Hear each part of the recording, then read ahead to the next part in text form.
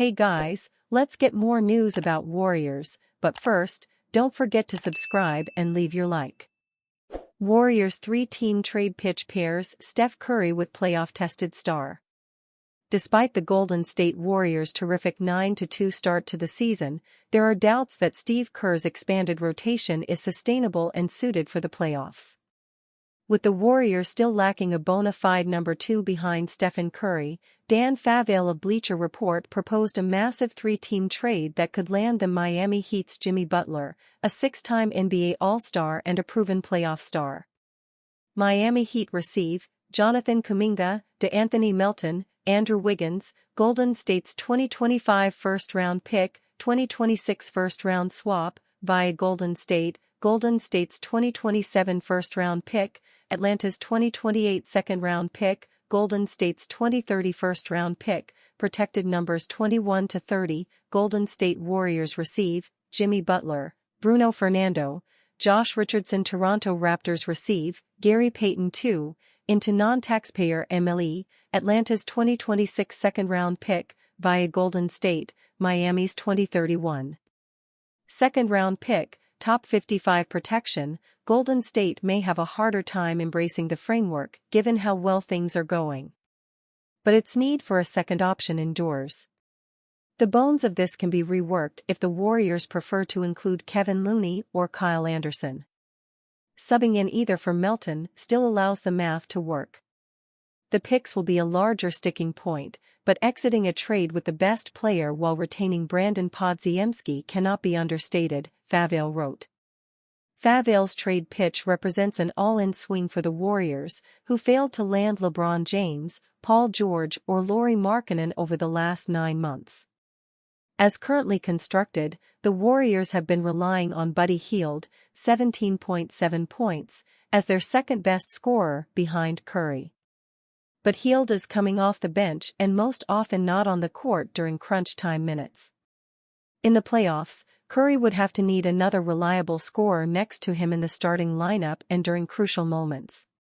The 35-year-old Butler fits that bill as a strong two-way player. He is called Playoff Jimmy for his penchant for playing big games during the postseason. While Butler lost in the NBA Finals twice with the Heat, he averaged 24.1 points, 8.3 assists and 6.6 rebounds in 11 games.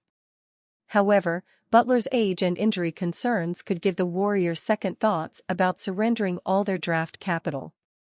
The Warriors are interested in Butler, according to The Athletic's Sam Amick. Jimmy Butler's going to be a free agent next summer, didn't get an extension done, Amick said on the TK Show podcast on September 12. The Warriors, as you know, have interest there and I think probably, they made a couple of calls during the summer. Butler's future in Miami was clouded with uncertainty following Heat president Pat Riley's telling statement during his exit interview. "We don't have to do that for a year," Riley told reporters about Butler's extension while speaking to reporters during his exit interview on May 6. "And so, we have not discussed that internally right now, but we have to look at that, making that kind of commitment." Butler is on the final guaranteed year of his 3-year, $146.4 million contract. He holds a $52.4 million player option for the 2025-26 season. Key Warriors youngster must step up amid injuries. While the Golden State Warriors have largely avoided any catastrophic injuries this season, they are not totally healthy. Shooting guards DeAnthony Melton and Lindy Waters both have tweaks and bumps, and neither is expected to suit up for Monday's game against the Los Angeles Clippers. On top of that, Stephen Curry is questionable for the game as well, so the Warriors will be depleted in the backcourt. How much remains to be seen. In the wake of the recent injury news, the Warriors will need Moses Moody, Buddy Hield, and Brandon Podziemski to step up.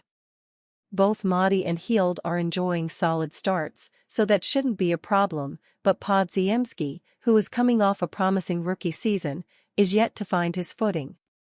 After averaging 9.2 points per game on 38.5% shooting from three-point range, Pod's scoring is down to only 8.5 points, and he's shooting a lowly 20% from behind the arc.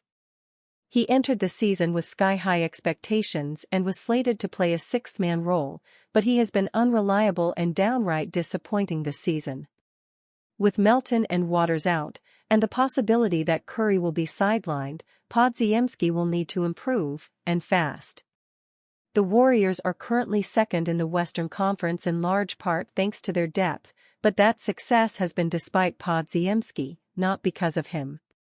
The Warriors have 2 full days between their last game and the next one, and with most of Monday to warm up and find their groove, there is a chance Curry and Waters will be good to go, although, after all the investment the Warriors put in their young star, it would be good to see a positive return. Michael Jordan felt like the smallest person in the world after punching Steve Kerr. "I just beat up the littlest guy on the court." NBA icon Michael Jordan felt like the smallest person in the world after punching Steve Kerr in the face. "I'm in the shower and I'm saying, I just beat up the littlest guy on the FING court. And I felt about this small," Jordan said in the Last Dance documentary. "So when I get in the car, I called back to the Berto Center and said please give me Steve Kerr's number. I called Steve and I apologized." Kerr said standing up to Jordan was the best thing he ever did. Kerr also revealed that his relationship with Jordan dramatically improved after the punch. "We talked it out, and it was probably, in a weird way, the best thing that I ever did, was stand up for myself with him because he tested everybody he played with, and I stood up to him," Kerr said in The Last Dance. "From that point on, our relationship dramatically improved and our trust in each other, everything. It was like, all right, we got that out of the way. We're going to war together." Not only did Jordan and Kerr win 3 straight NBA championships together in 1996, 1997 and 1998, but they also hooked up for one of the biggest plays in NBA Finals history. Kerr hit the game-winning shot against the Utah Jazz in Game 6 of the 1997 NBA Finals off a nice pass from Jordan. Jordan told Kerr to be ready during the timeout before the Bulls inbound the ball since he knew he would get double-teamed.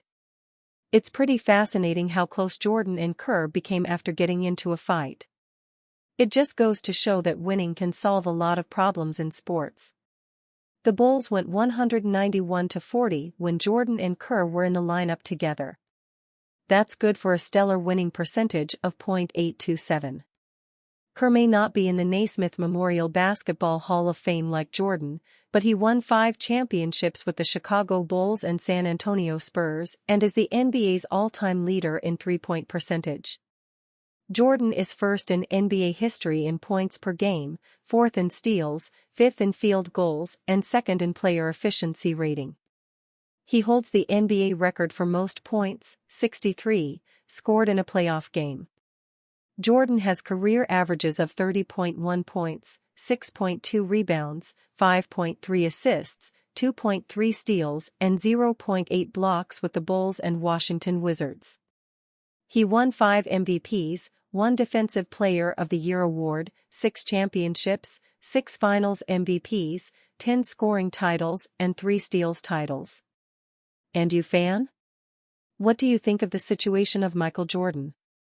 Leave your opinion in the comments.